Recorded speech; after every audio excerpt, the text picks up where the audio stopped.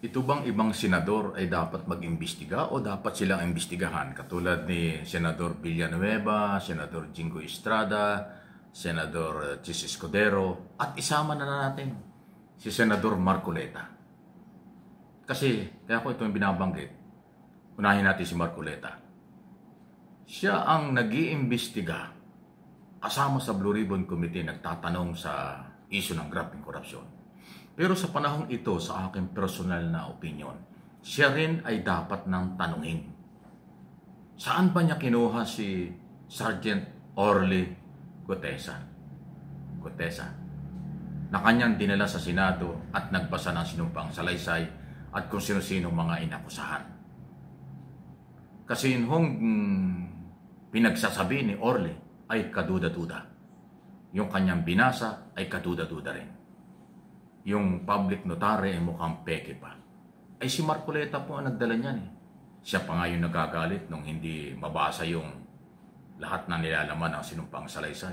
Kumamot na nga lang sa ulo si Orly Gutesa nung wala na siyang mabasa dahil wala na raw sa kanyang hawak. So scripted ang dating.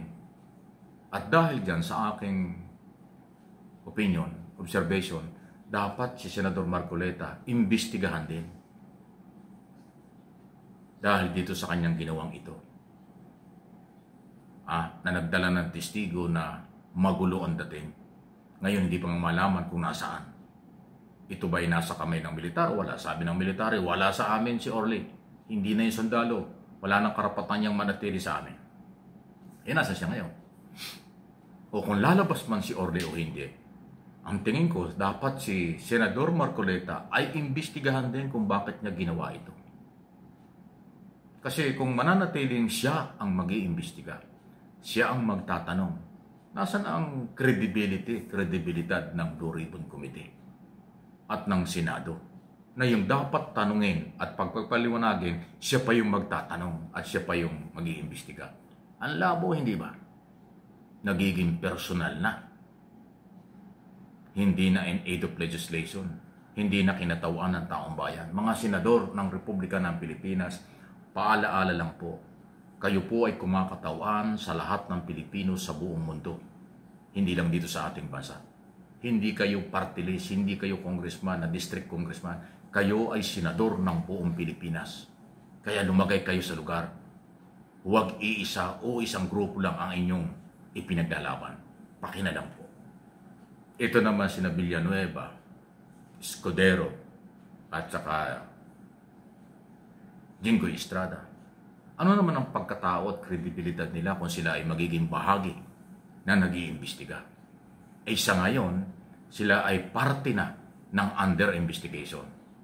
Dahil sila ay sinasangkot na, katunayan, nirekomenda na ng ICI sa Ombudsman kasuhan si Villanueva at Estrada. Susunod yan, hindi magtatagal kasi si Escudero. Yun eh. Ano ang dating at ano ang karapatan ng mga senador na ito na sila ang mag-imbestiga sa kabila ng lahat, public opinion, public knowledge, kahit pang karaniwang tao, sila yung dapat magpaliwanag, sila yung dapat imbestigahan, hindi sila dapat ang mag-imbestiga.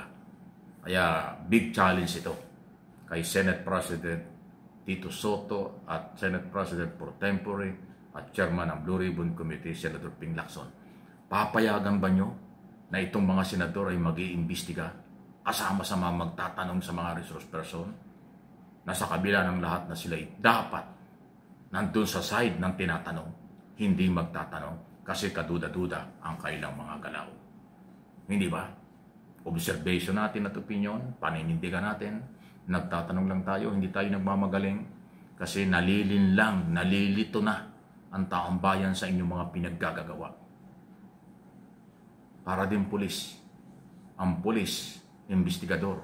Pero pag nasangkot sa katiwalian, sila ay kasama sa under investigation. Kung ginagawa yan sa pulis, bakit hindi magagawa sa politiko? Bakit hindi magagawa sa kongreso? Bakit hindi magagawa sa senador? Pare-parehas lang naman. No one is above the law. Ignorance of the law excuses no one. Yan po ang prinsipyo.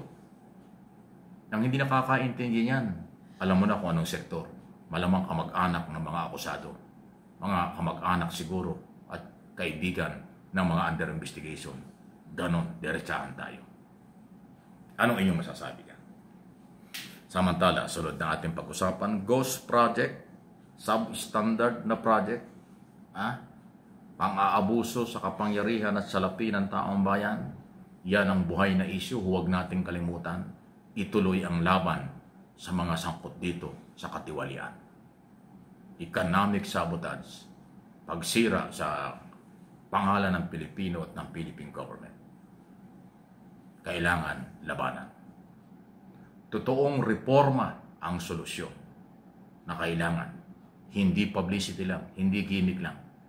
Totoong reforma ang gusto ng taong bayan.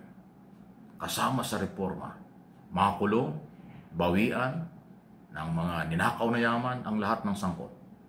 Reforma, huwag panatilihin sa gobyerno ang sangkot sa korupsyon. Tanggalin, palitan ng mga bagong muka, bagong pangalan, bagong talino. Marami sa private sector niyan. Yung galaw at utos ni Pangulong Marcos, linisin ang Department of Public Works and Highway at ginagawa ni Secretary Dizon, yan ay dapat gayahin, tularan. Hindi lang sa DPWS. Lahat ng ahensya ng pamahalaan. Dapat merong reforma. Lalo na ngayon, na-expose na rin ang Farm to Market Road na Dayaan Iskandin under ng Department of Agriculture. Mga anomalya sa Department of Education. Hanggang ngayon, kakaunti pa rin ang mga classroom at school building dahil walang ginawa noong panahon ni Sara Duterte na siya ay sekretary ng DepEd simula 2022 hanggang 2024. Wala rin ginawang katinuan.